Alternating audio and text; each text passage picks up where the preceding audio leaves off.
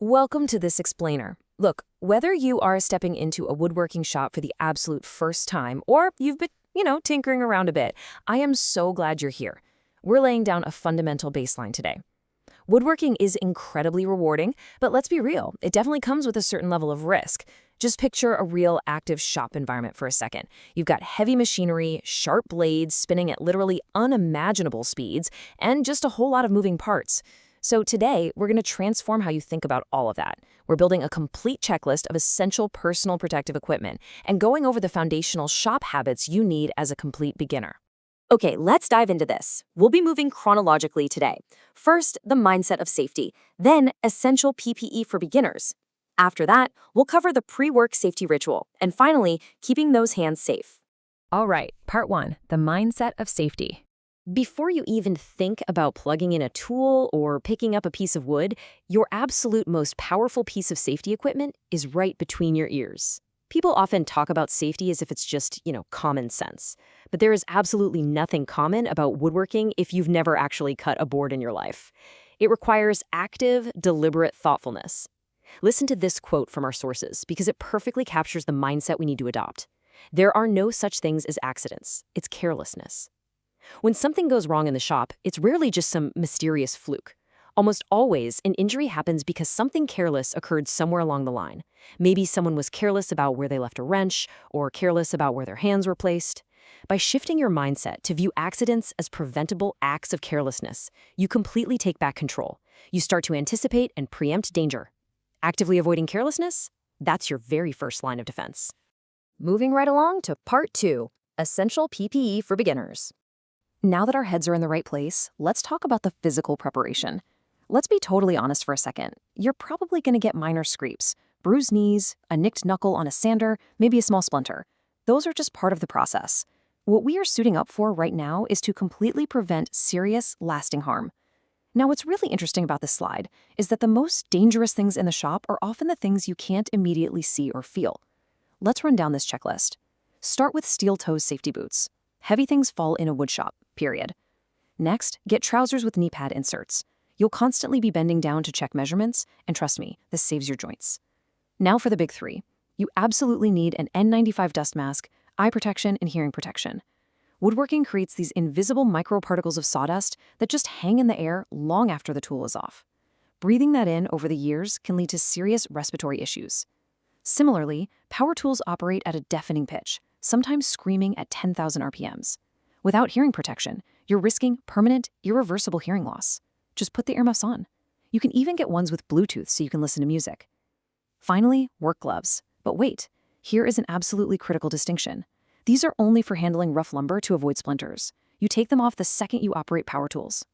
And that brings us right to this comparison, what to wear versus what not to wear. When you are operating power tools, you need a firm, tactile grip. If you wear gloves while pushing wood through a blade, your hand can slide inside the glove, or even worse, the fabric can catch on a spinning bit and literally pull your hand right into the machine. No way. The exact same rule applies to your clothing. Do not wear hoodies with those dangling pull cords. Those strings can so easily catch in a router or a chop saw. If you've got long hair, tie it up or throw it in a bun. You want to wear short sleeves or roll your long sleeves securely up past your elbows. Nothing loose, nothing dangling. Okay, part three, the pre-work safety ritual. We've prepped our minds, we've prepped our bodies, and now we really need to prep our environment. Your surroundings play a massive role in keeping you safe, and having a tangible, physical routine before you start making cuts keeps you grounded. Here is your straightforward three-step pre-work ritual. Step 1, manage your tool cords. If you're moving tools around a mobile shop, tripping over an extension cord while holding a heavy board is a classic, careless mistake that is entirely preventable. Tape those cords down or unplug and wrap them up when you aren't using them. Step 2, sweep up the sawdust. Sawdust isn't just bad for your lungs, it coats a smooth concrete floor and makes it incredibly slippery. Step 3, do a power-off test run. And this brilliantly illustrates why that third step is so critical, the rehearsal. Before you ever hit that power switch, walk through the entire cut in your mind and with your body. Place your hands on the wood, pretend to push it through the machine. Where does your hand actually end up? Does your body feel balanced? If the procedure feels awkward or just kind of off, stop. Doing a dry run lets you figure out safe body and hand placement in a calm, quiet environment way before the deafening noise of the machine kicks in. Which brings us to part 4, keeping hands safe. You're at the tool. The machine is on. Executing the actual work is where your active focus becomes paramount. We need to talk about the mechanics of what happens when a spinning blade meets a piece of wood. I really want to slow down here because this is absolutely vital. The most common injury from a table saw comes from something called kickback. Think about how a table saw blade spins. The teeth are moving downward in the front and upward in the rear. If the wood you're cutting twists even slightly and binds between the fence and the upward moving rear teeth of the blade, those teeth are going to catch that wood. In a fraction of a second, the saw will pick up that piece of wood and shoot it straight back at you with the force of a bullet. It is absolutely terrifying, and it can send you straight to the hospital. This is exactly why you must never, ever use a table saw without a riving knife in place. A riving knife is just a simple steel divider that sits right behind the blade, physically preventing the wood from twisting into those rear teeth. Knowing the terrifying physics of how these tools actually operate, I want you to think about this critical question before we reveal the answer. So, how exactly do we control the wood and keep our hands far, far away from those spinning blades at all times? So the crucial point is this. You must never make a freehand cut, ever.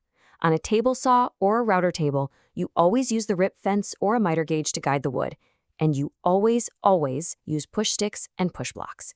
Tools like the micro jig gripper, or even just the simple push sticks that come in the box with your saw, are designed to securely guide the wood through the blade while keeping your fingers safely elevated and entirely away from the danger zone.